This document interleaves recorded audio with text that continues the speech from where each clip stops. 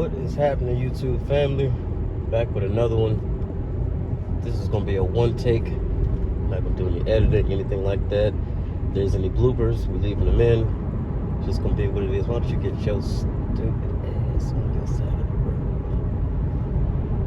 road? So anyway, guys, I have had this Integra now for coming up on 8 months. I've got almost 16,000 miles on it, so you're looking at right around 2,000 miles a month. And I love this car. I think we all know that. For those of you who don't know, the story with this car was not perfect from the beginning. At about 3,500 miles, I did have the suspension, front end suspension replaced, everything besides the springs themselves. That was done courtesy of warranty work. So they took excellent care of me, didn't have any issues with that. I was, a little surprised that I had an issue with a brand new car like that, but it's like I said, they took great care of me with respect to getting it fixed, so no issues there. And I haven't had any issues, any noises happening since the replacement, so all good there. Very happy with that. Gas mileage on this car as an owner, it's fantastic. Even when you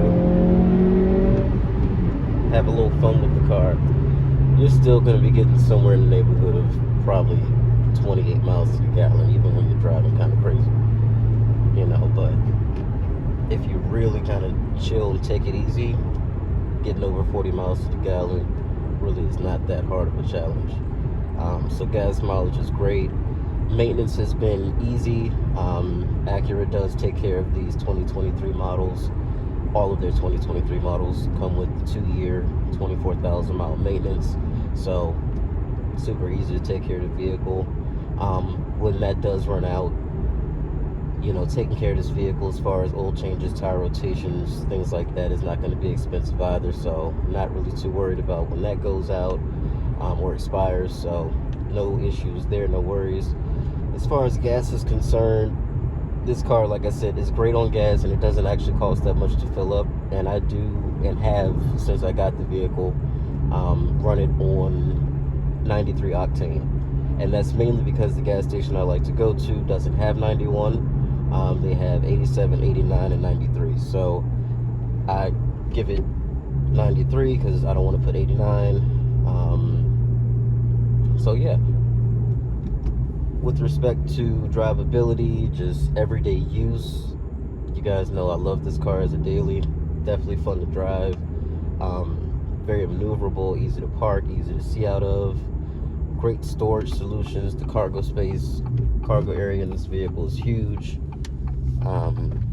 It's just an overall really, really good package, in my opinion.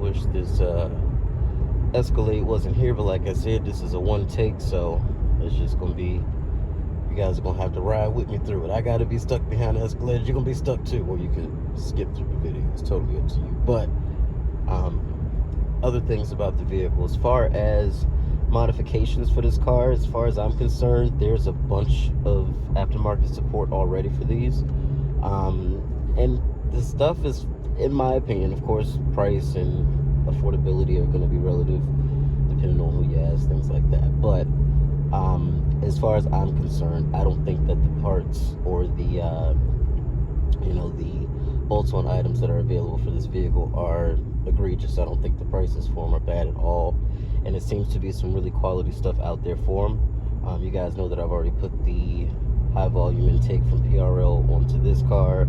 I love it.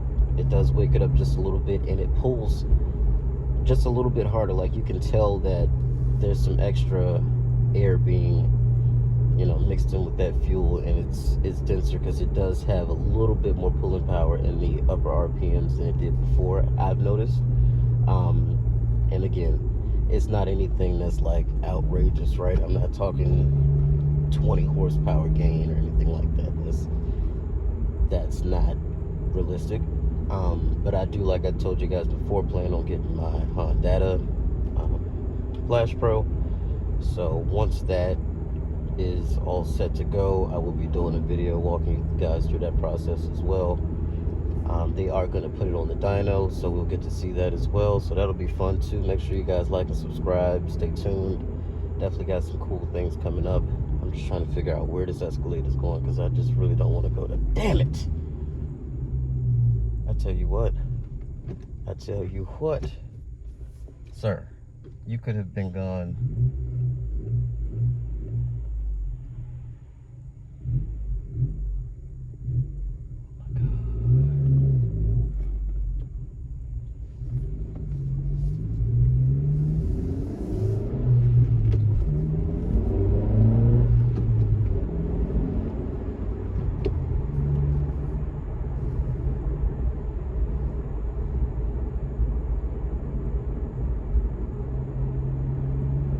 So, keep forgetting this is one take. I'm not going to stop this and edit it and chop it up and all that stuff. So, things as an owner that I would like for Acura to change for the upcoming models when they do a refresh or anything like that.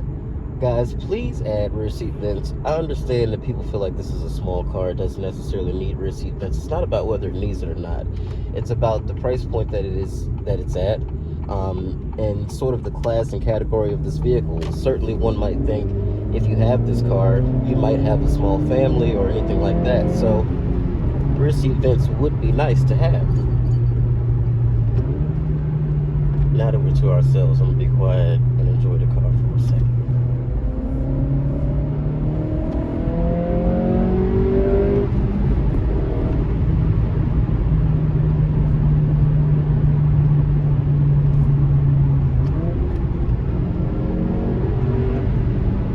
Really hear that intake. I love it. It's got a nice deep pitch to it. Sounds good.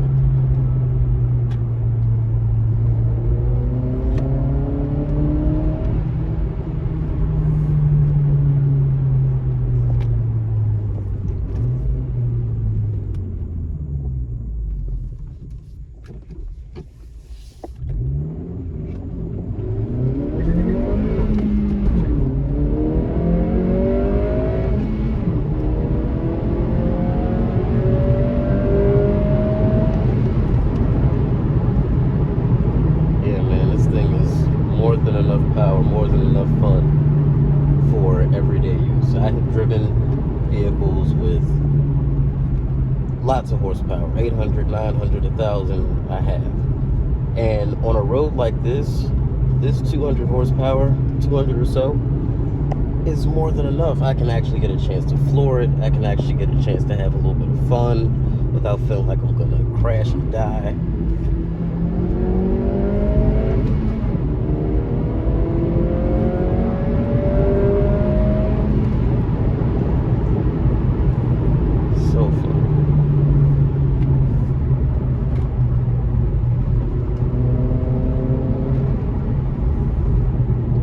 Such a great chassis, and any owner of this vehicle will tell you this is one of the stiffest chassis probably out as far as how it responds, how it turns. This thing really does feel like it's on rails. Besides the natural, inability of the tire at some point to hold grip, you're looking at a vehicle with the tire swapped, maybe a different wheel and suspension setup that will freaking hold on. I mean, even as it is just a stock vehicle.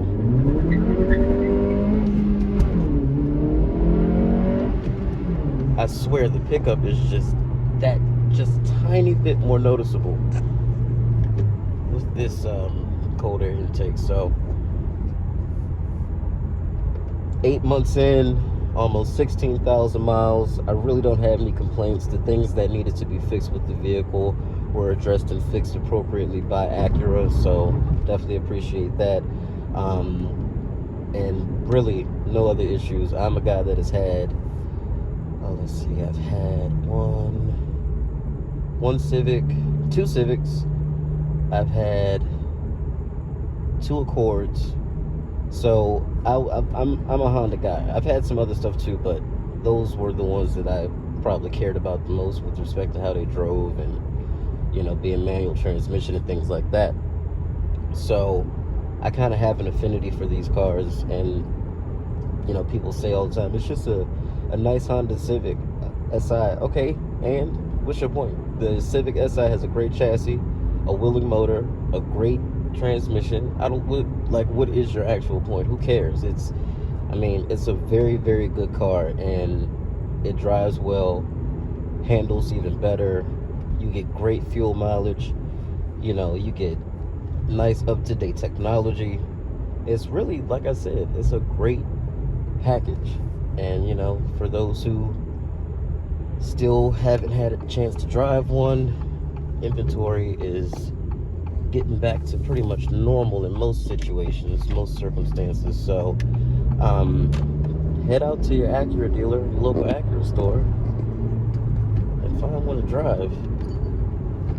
Now the manuals are still less available than the manual.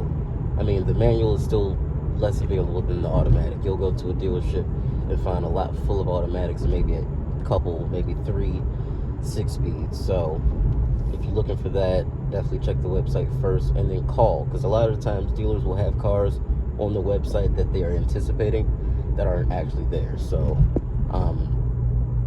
but they have to advertise that they have it, as in it's going to be in stock at some point. So just check before you go and make sure that it's actually there. But that's pretty much going to be the end of the video. I appreciate you guys sticking with me.